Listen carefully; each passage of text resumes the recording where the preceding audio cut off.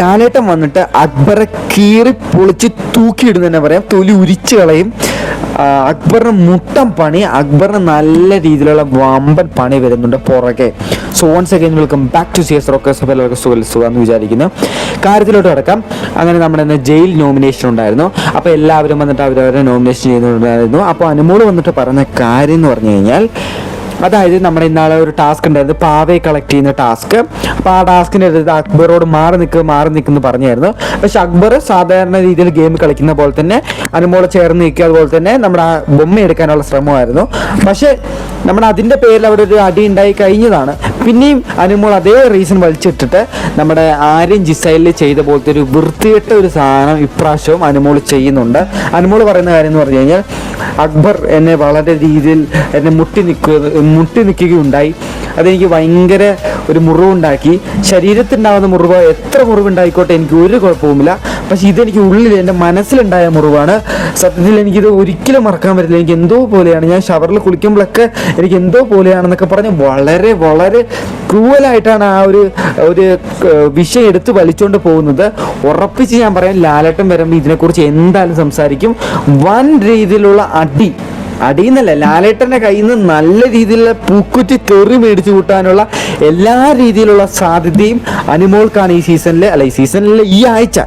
എന്താണെന്ന് വെച്ചാൽ അനുമോൾ ചെയ്തൊരു ആർഗ്യുമെന്റ് സത്യത്തിൽ അക്ബറെ ഒരു രീതിയിലും ലാലേട്ടൻ വഴക്ക് പറയുന്നില്ല എന്നാണ് അറിയാൻ സാധിച്ചത്. എന്തായാലും ലാലേട്ടൻ അല്ലെങ്കിൽ ഈ ഒരു ശനിയാഴ്ച എപ്പിസോഡിന് ഷൂട്ടിംഗ് തുടങ്ങിയിട്ടുണ്ടെന്ന് അറിയാൻ സാധിച്ചത്.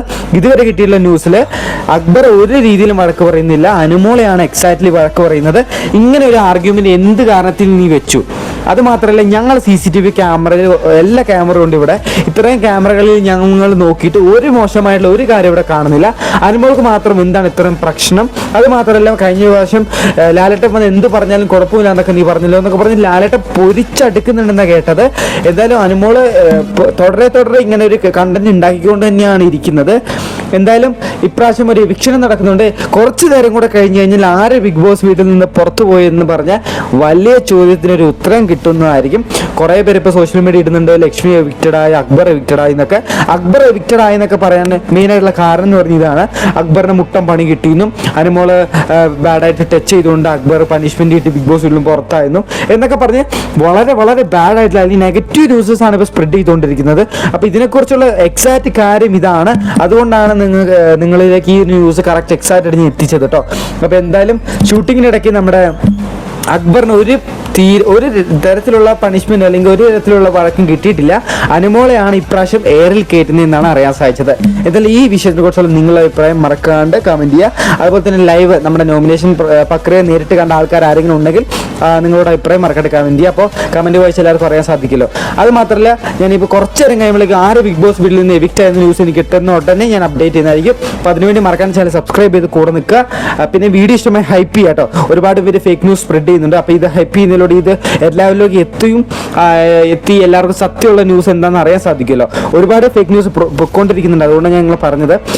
പിന്നെ എന്തായാലും കാണാം. ബൈ. എല്ലാവരും സബ്സ്ക്രൈബ് ചെയ്ത് കേട്ടോ. ഞാൻ അടുത്ത വീഡിയോ ഉടനെ ഇടുന്നതായിരിക്കും ആര് എവിക്റ്റ് ആയി എന്നുള്ളത്.